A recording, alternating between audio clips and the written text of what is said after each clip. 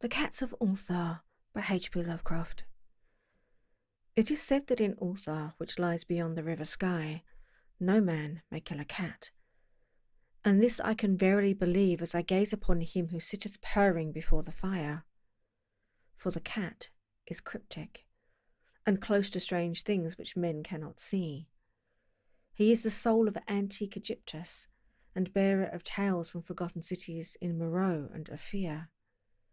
He is the king of the jungle's lords and heir to the secrets of hoary and sinister Africa. The Sphinx is his cousin, and he speaks her language. But he is more ancient than the Sphinx and remembers that which she hath forgotten. In Ulthar, before ever the burgesses forbade the killing of cats, there dwelt an old cotter and his wife who delighted to trap and slay the cats of their neighbours. Why they did this I know not, save that many hate the voice of the cat in the night, and take it ill that cats should run stealthily about yards and gardens at twilight. But whatever the reason, this old man and woman took pleasure in trapping and slaying every cat that came near to their hovel, and from some of the sounds heard after dark, many villagers fancied that the manner of slaying was exceedingly peculiar. But the villagers did not discuss such things with the old man and his wife, because of the habitual expression on the withered faces of the two, and because their cottage was so small and so darkly hidden under spreading oaks at the back of a neglected yard. In truth, much as the owners of cats hated these old folk, they feared them more, and instead of berating them as brutal assassins, merely took care that no cherished pet or mouser should stray towards the remote hovel under the dark trees.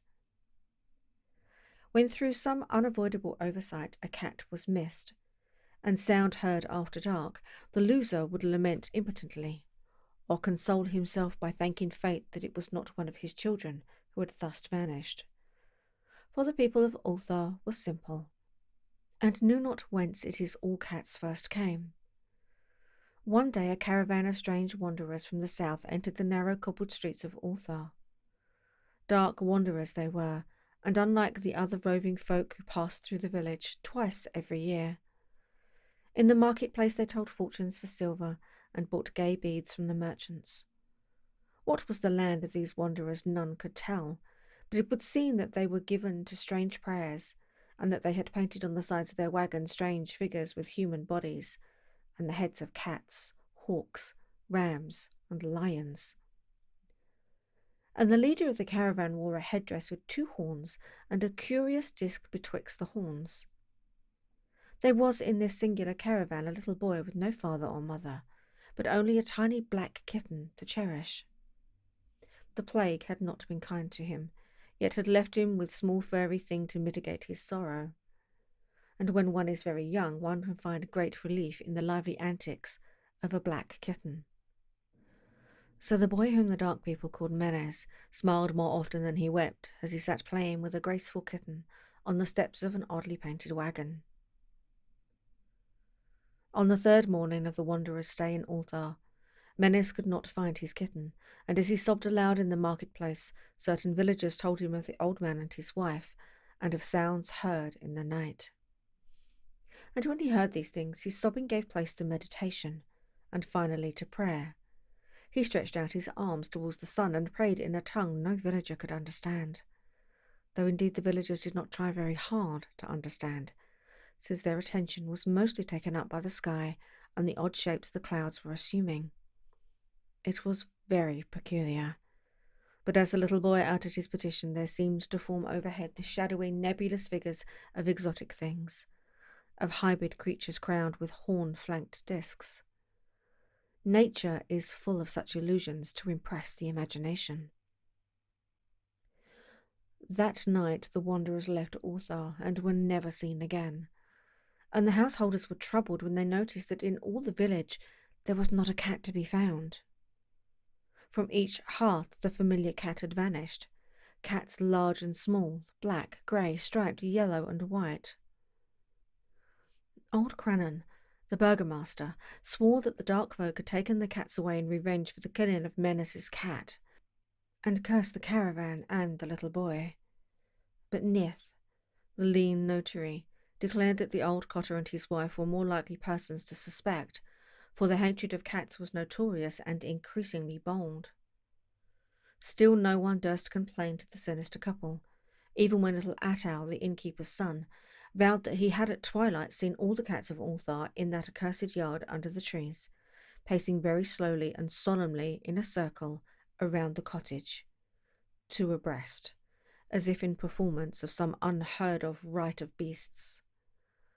The villagers did not know how much to believe from so small a boy, and though they feared that the evil pair had charmed the cats to their death, they preferred not to chide the old cotter till they met him outside his dark and repellent yard. So Ulthar went to sleep in vain anger, and when the people awakened at dawn, behold, every cat was back at his accustomed hearth. Large and small, black, grey, striped, yellow and white, none were missing. Very sleek and fat did the cats appear, and sonorous with purring content. The citizens talked with one another of the affair, and marvelled not a little. Old Crannan again insisted that it was the dark folk who had taken them, since cats did not return alive from the cottage of the ancient man and his wife. But all agreed on one thing, that the refusal of all the cats to eat their portions of meat or drink their sources of milk was exceedingly curious. And for 2 whole days the sleek lazy cats of Ulthar would touch no food, but only doze by the fire or in the sun. It was fully a week before the villagers noticed that no lights were appearing at dusk in the windows of the cottage under the trees. Then the lean Nith remarked that no one had seen the old man or his wife since the night the cats were away. In another week, the burgomaster decided to overcome his fears and call at the strangely silent dwelling as a matter of duty, though in so doing he was careful to take with him Shang the blacksmith and Thul the cutter of stone as witnesses. And when they had broken down the frowel door, they found only this: 2 clean-picked human skeletons on the earthen floor, and a number of singular beetles crawling in shadowy corners. There was subsequently much talk amongst the burgesses of Ulthar. Zath the coroner disputed at length with Nith the lean notary, and Crannon and Shang and Thul were overwhelmed with questions. Even little Attal, the innkeeper's son, was closely questioned and given a sweetmeat as reward.